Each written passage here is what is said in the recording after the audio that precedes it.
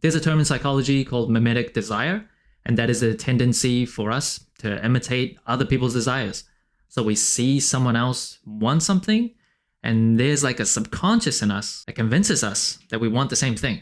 And I feel like it happens a lot. We see this effect through all walks of life, definitely in fashion, absolutely in sneakers. But as individuals, we all want to think what we like and need in life, just completely based on our own opinions. But if I may speak for myself, this shoe that I'm reviewing, as someone that prefers like simple and subtle and more toned down designs and colors on sneakers, at least to wear, maybe not to collect, but to wear, I've always felt like this shoe, if I'm being honest with myself, is one of those where because other people are crazy or were crazy about it when it first released, that somewhere in my head, I've convinced myself I'm just as crazy about this colorway as everyone else. Now don't get me wrong, I definitely know and respect the significance of this shoe throughout sneaker history, but on my feet, for my preferences, the way I dress, am I the best person to pull this shoe off?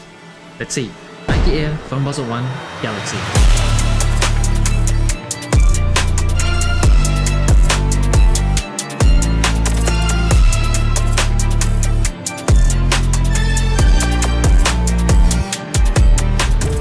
Now this shoe is dropping on February 21st for $230 in the United States. Of course, this originally dropped in 2012, the peak of Foamposite hype. This shoe had many people committing different crimes just to get their hands on these.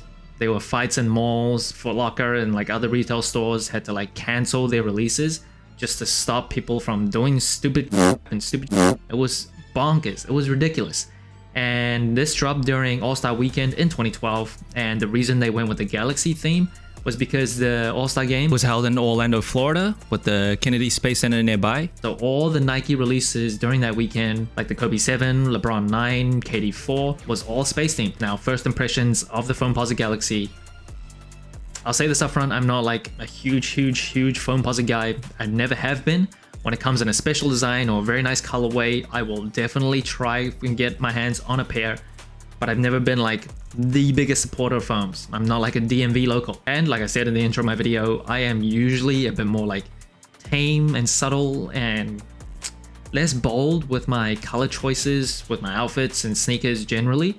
Like if I'm choosing something to go and wear out, I'm just not as confident as some people to wear super crazy designs. So this colorway itself, I've never really been able to picture myself wear it on feet and pulling it off very nicely, but I do know it's a very almost historically significant colorway. It was the first to actually figure out how to like screen print a whole graphic onto the Foamposite. So it really started a crazy trend for a crazy shoe, for a very unique shoe.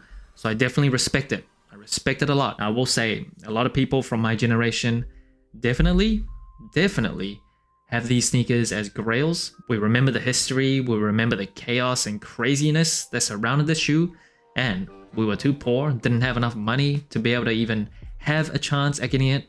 And now that it's come back around, I think a lot of people around my age are like clamoring for it. And the materials on the shoe, of course, it is Foamposite material. And how does a Foamposite look so distinct and unique, you wonder? I will tell you why. They heat up polyurethane to around 175 degrees Fahrenheit. Then they pour it into a very expensive mold. And then when the liquid cools, it forms this very unique shape. And that mold is super pricey. That's why Foamposites have always been just a very high cost, premium costing shoe. Now I'm very glad that this shoe dropped for $230 and not $240 like recent Foamposites have been coming out for. Not exactly sure why Nike made that decision, but more decisions like that, I will absolutely appreciate it. And this shape was actually inspired by a beetle. So you see this kind of beetle shell texture. And of course, what makes this shoe very special, it is the print and art and the space theme that is on the shoe. And the print on this, I don't have the 2012 version next to me to do a side-by-side comparison, but at least from images, it does look like that the print on the 2025 version is like more clear, just crisper, almost like a 4K version compared to like a 1080p version from back in 2012. And I will say up close, this print just looks really cool. Again, I don't know if I will wear this shoe like very often. It's more like a collector's item to me. I'm not so bold with my clothing choices and my sneaker choices that I would wear this too much, but yeah, in hand, in person, you can't deny how special it looks. Now in terms of the shape of the shoe, again, don't have the 2012 version to do a side-by-side comparison, but Foamposites recently have gone with a more slender and kind of sleeker looking shape. The original Foamposites from 1997, they look much chunkier, kind of stubby almost, and the materials used is also slightly softer. I know some people don't really like that. They like that stiffer kind of Foamposite material that came like the OGs, and then moving up the tongue, you get the synthetic nubuck on the eye stays that has always been synthetic since the 1997 OG version. So they stuck true to the original form. And on the lateral side of the shoe, of course, you see that mini swoosh and then Penny Hardaway's logo at the very top, a jeweled logo. And I say this every time I review Foamposite, the 1 cent Penny Hardaway logo is just one of the best athlete logos ever. I think it's better than the Kobe Mamba logo. Some people might disagree. I think it's better than LeBron James's logo.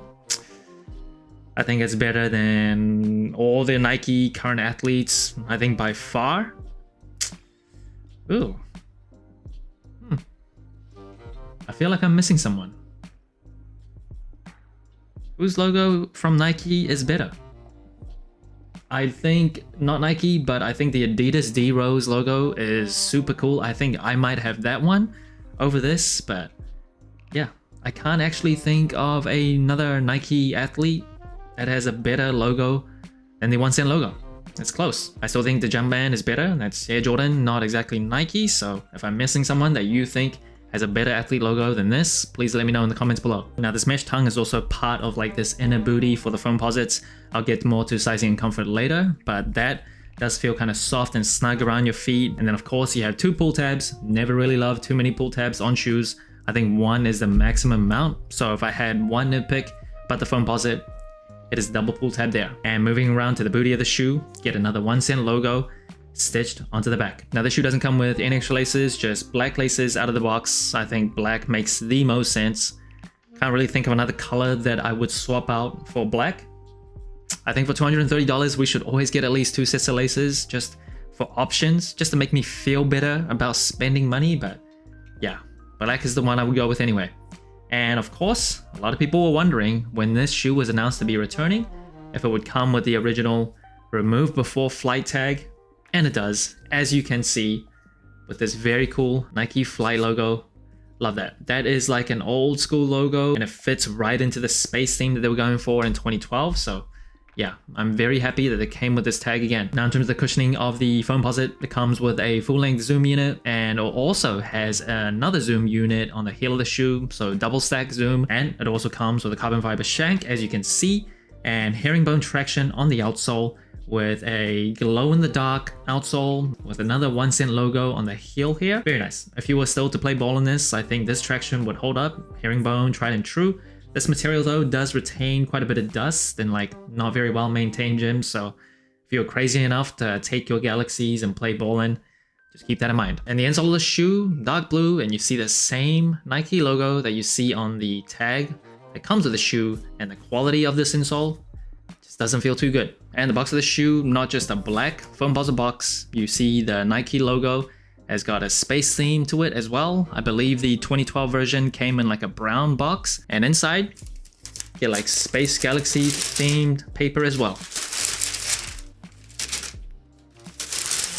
Love it. I love it. Now in terms of sizing and comfort, I am a wide and flat footer. This is one of those shoes you really gotta have patience. Break the shoe in, the material starts to mold around your feet pretty nicely, and once it does, it becomes a pretty comfortable shoe. I will say it is a heavy shoe, it is a clunky and chunky shoe. It's like a brick, especially compared to shoes in like 2025. Cushioning wise though, under your feet, it feels very decent. Full length zoom, double stacked in the heel. And if you're crazy enough to play ball in these, I think that kind of tech setup will still hold up. The weight probably won't in 2025, but everyone's got their preferences. And in terms of just comfort around your feet, I like this inner booty, kind of hugs your feet, very snugly in place.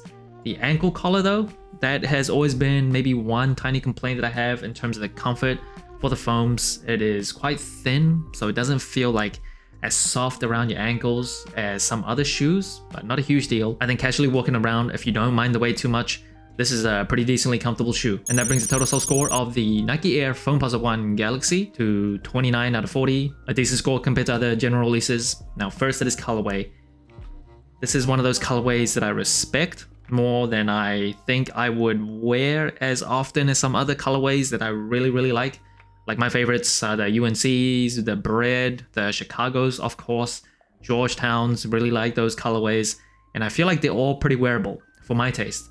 This one is way out there, a bit too loud for my general preference. I respect what this colorway meant at a certain point in time in sneaker history. So yeah, very nice colorway.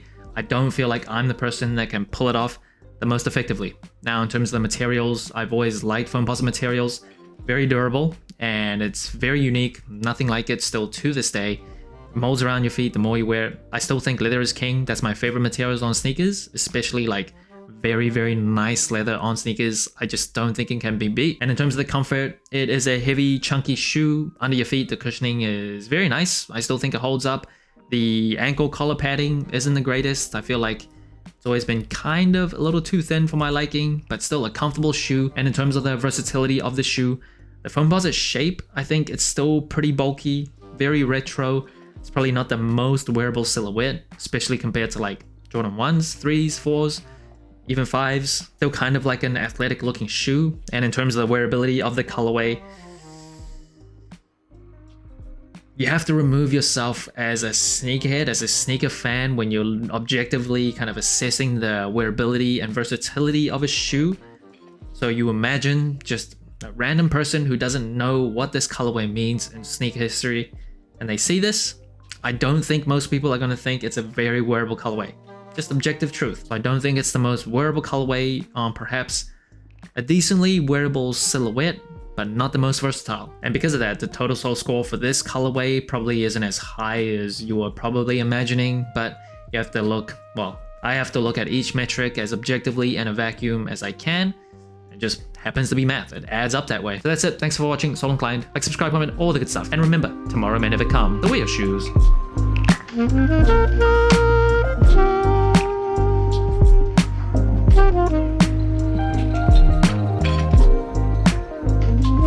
Thank you.